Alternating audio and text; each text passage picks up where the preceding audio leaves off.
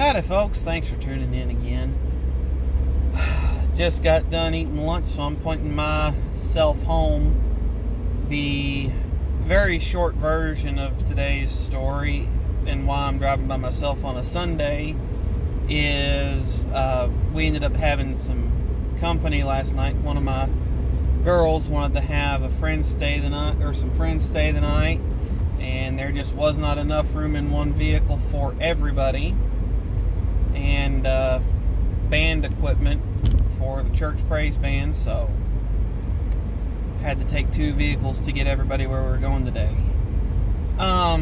Before I get into it today, I'd appreciate a like, comment, subscription, hit the notification bell. Again, I've said this in several shows. If there's anything that you want to hear my opinion on, leave it in the comments section, and I'd be more than happy to go over your questions, something you want my opinion on, things like that. Be more than happy to. So, one of the things that has really bothered me about the current state of race relations in the country,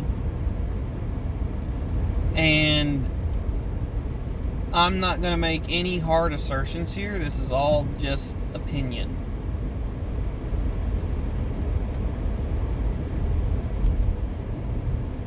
There are, in my opinion, no legal racist policies at any company, business, or place of employment, place that does provides goods or services. And I don't think that there are any racist laws currently in effect in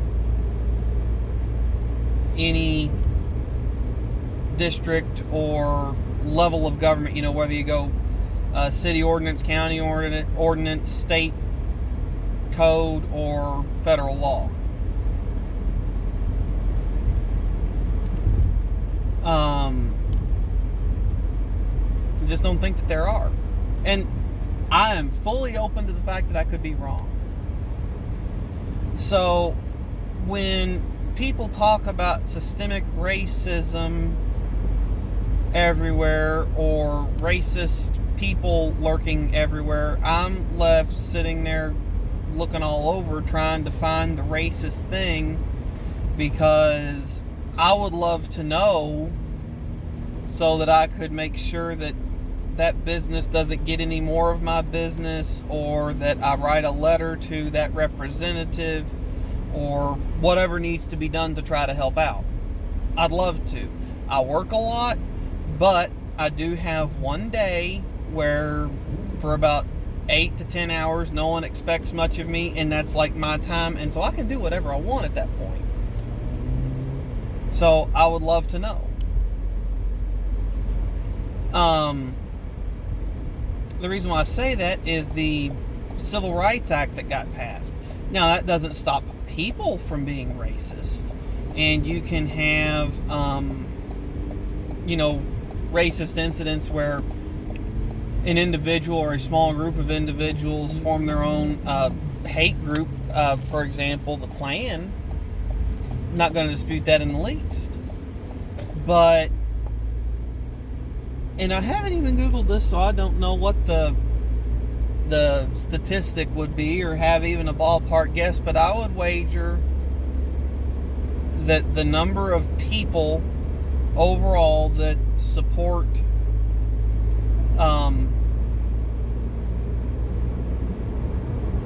doctrine of racial superiority in today's America is under 10%. Sure, you can get a lot of people riled up and they'll make a lot of news, but how many, for each one of those, how many people are there that don't care what your skin color is? I don't know. But I'd say less than 10% of the United States population is legitimately racist as far as where they think that skin color predetermines you to be X, Y, or Z. You know, and I'm not a fan of white supremacy in any of its forms, whether it's white nationalism from the neo-Nazis, whether it's white supremacy from the Klan. It's all ugly in my opinion. But I think it would be interesting to know the true statistic behind that. Just, you're fighting under 10% of the population in the world, or in the United States. It'd just be an interesting number for me to know. I don't know that it would interest anybody else. But everybody being deemed racist or blanket statements when it comes to racist gets old in a hurry. A lot of people talk about, racial injustice when it comes to the court system. That on average, this is like taking all the data and condensing it down into brief talking points. A black person is more likely to get a speeding ticket than a white person. A black person is more likely to get a non-moving violation in their vehicle than a white person. And a black person is more likely to receive a higher sentence for the same crime compared to a white person. That on its face, that seems bad. However, I've done some research that delved into the numbers behind those statements.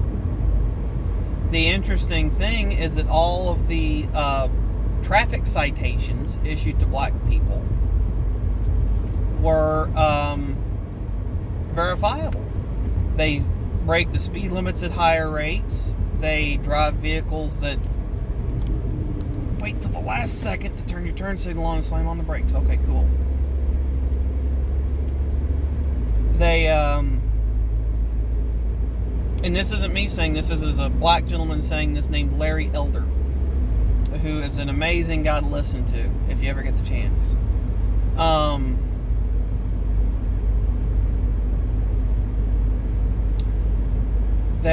All the traffic citations were verifiably backed up, and also when it comes to racial divergence in sentencing, one of the bigger things when it comes to sentencing is prior criminal record. Give you a great case in point. A buddy of mine had gotten a DUI a number of years back. This, good grief, 10, 12 years ago. Got a DUI. License got suspended as well it should. No issues with that. Right after his DUI, or he was still working at the time, so he was having to commute back and forth to work on a road legal 49cc scooter, which is outside the purview of an operator's license. So he was legally able to drive that on a suspended license. Well, one day it was raining, so he illegally drives a motor vehicle to work, at one of his family members' vehicles. On the way to work, he gets popped speeding, and the short version of the story is he ended up in a lot of hot water over that one. Well, his DUI suspension had fallen off, and between his DUI suspension falling off and his next court date for the other ticket, driving on suspended, he was able to really get his life together. He had gotten off alcohol quite a bit. He had gotten a great job, his own place to live, and a car payment. So if the judge had done anything overly serious to him, it would have kneecapped him, because it would have shot his credit real bad, because he would have like the judge could have put him in jail for that.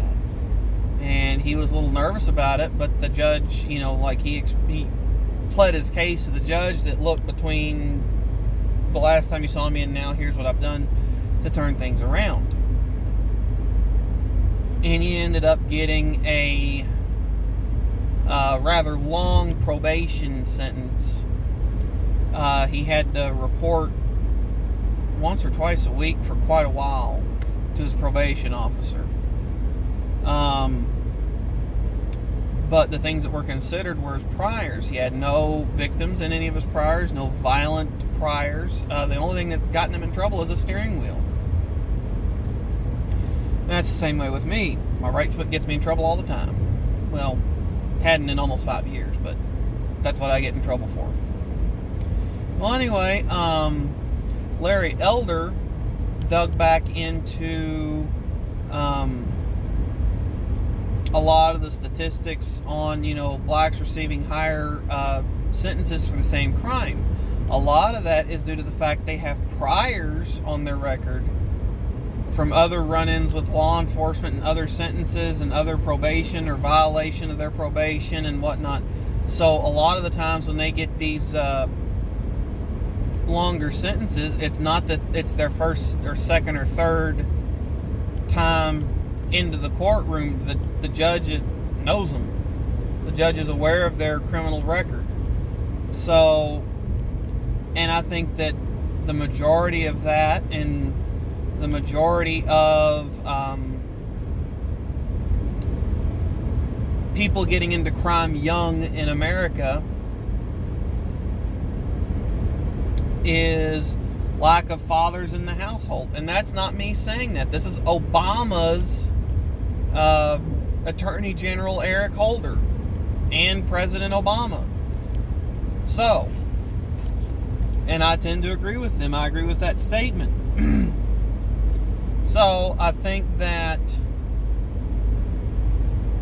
racism has nothing to do with that. However, the rate at which there are single mothers raising kids in the black community is higher than it is in the white community. I could delve into reasons for that, but there's no need to. So, that's my opinion. I don't think that there's a racist system or a racist majority anywhere out there. I think that by and large, people don't discriminate on the race on the basis of race. On the basis of race, I think that there are just certain things that cause there to be discrepancies in the numbers.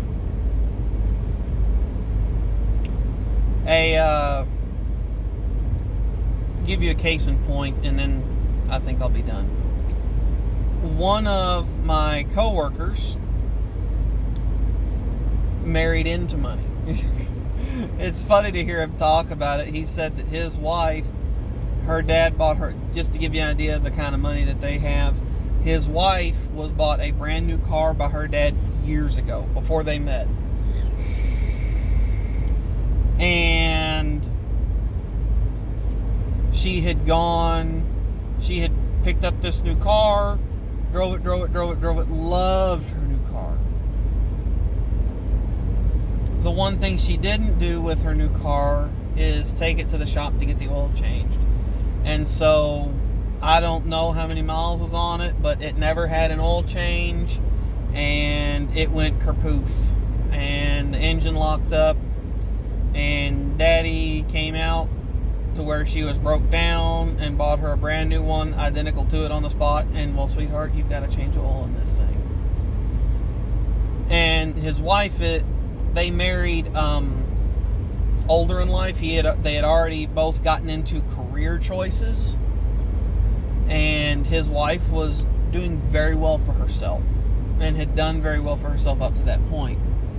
And so he makes a joke that I might work harder, she makes more money than I do. She works in the school system where they live. My wife worked in the school system, never did all that great. She worked very hard at her job, did very good at her job, had, to my recollection, when she worked at the school system, I don't think she had any complaints. Never made it, just never made great money at it. Occasionally she'd get a little bit of overtime, and I use the term loosely, but she'd get a little bit of overtime and bring home a better check, but nothing crazy.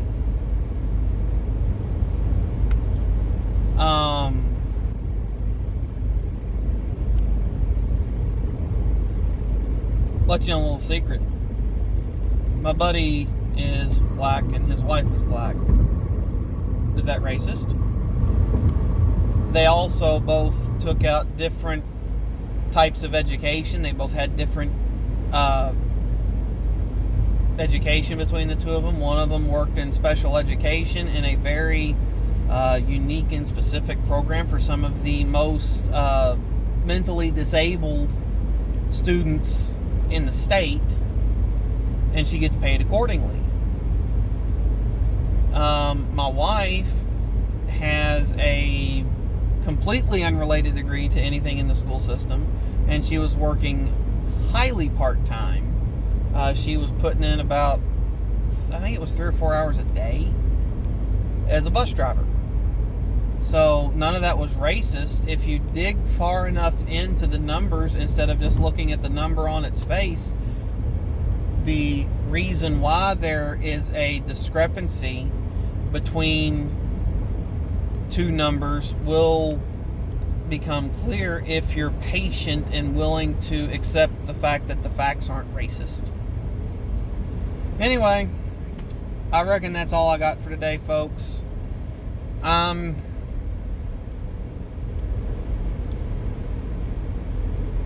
Becoming tired of the political climate and everything being racist or hateful or in need of being shut down or pulled off the internet or whatever. It gets old. You know, you can have a cause that people care about, but when you start acting like an idiot like that, you drive people away. So, anyway, that's all for me today. I'm jumping off of here. Hope y'all have a good rest of your weekend. Stay safe. Thanks for tuning in for another Cruise with Smooth. See y'all next time.